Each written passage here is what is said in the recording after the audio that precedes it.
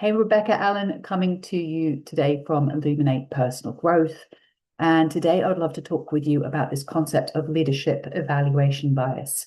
Now, we talk a lot about the challenges that women have in the corporate world, and bias is an obvious, it's a known challenge that comes up time and time again. And leadership evaluation bias is essentially what happens when the person who's evaluating you and deciding whether or not you're ready for leadership or that next opportunity has a bias that they're looking at you through. It's a lens essentially that they're looking at you through, and they're evaluating your leadership, and they're deciding because of their own bias that you aren't demonstrating leadership yet, because the way that you're doing leadership is not the same way that they are doing leadership.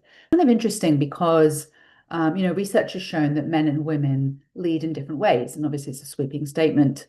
But it's the idea that, for example, women can be highly collaborative, for example, and they might seek out plenty of data points. They might seek out plenty of different opinions and options before they arrive at any decision making. And the decision making process could also be a really collaborative process, whereby you might take in lots of different people's perspectives until you arrive at the decision making, the solution of your choice.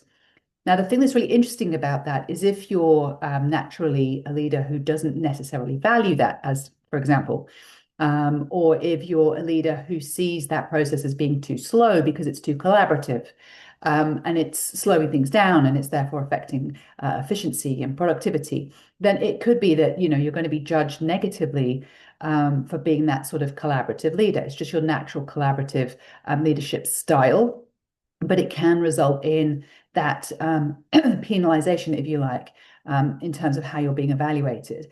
The other thing I think is really interesting about how a lot of women lead is when they present solutions, so often they'll present the solution as a sort of a we solution as opposed to an I solution. So they'll talk about, the way that the team has delivered and how the team has established these outcomes and et cetera, et cetera. However, if you're being evaluated on leadership, by somebody who is more of an I solution person, then it's possible that that bias can penalize you again, because they're looking at you and saying, well, they're not demonstrating leadership traits as I believe leadership traits should be demonstrated, or as I would do it, because I'm an I-focused solution leader.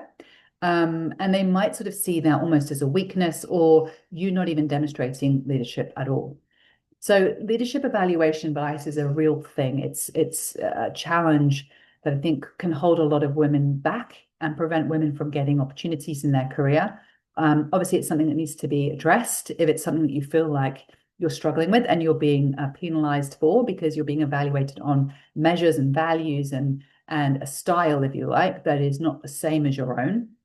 Conversely, if you're a leader who feels like you might be judging other people in your team through your own bias lens of what success looks like, or what great results look like, or what leadership even looks like, then you can take that step back too and ask yourself, is this actually valuable? And am I helping this person progress? Or do I need to challenge my own way of thinking and look for different ways to evaluate this person and evaluate, their leadership and their input and their impact based on merit rather than based on ticking a load of boxes that you in your mind have a preconceived idea of what leadership actually looks like. So if you're looking for support in your career, if you're looking to get help, and you really want to move up and you really want to lead from the front, and you really want to lead in your own style with confidence, authenticity, and generate genuine impacts for the business, then I would love to speak with you. Often people are kind of encountering all sorts of challenges before they come and reach out for me for an initial conversation. And then we do have a free consult where you can come and have a chat with me. It's a 15-minute free career strategy call where we just talk about your challenges, talk about what's going on for you right now. And we talk about your vision, your goals, if you like, for your future and where you want to go, short and long term.